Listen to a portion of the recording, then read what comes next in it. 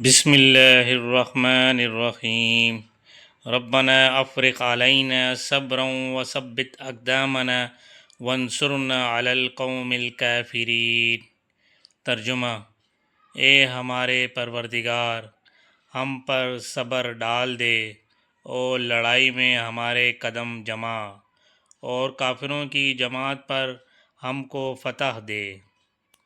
فضیلت: اس دعا کی بدولت لشکر طالوت نے باوجود قلت تعداد کے جالوت کے لشکر کثیر پر فتح پائی تھی۔ بسم اللہ الرحمن الرحیم۔ اللہم انا نجعلک فی نحورہم ونعوذ بک من شرورہم۔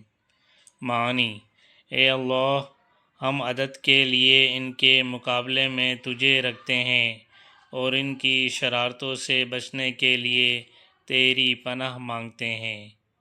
فضیلت: پاکیزگی اور پابندی کے ساتھ روزانہ دعا کا زیادہ سے زیادہ تعداد میں ورد کرنے سے کئی فائدے ہیں۔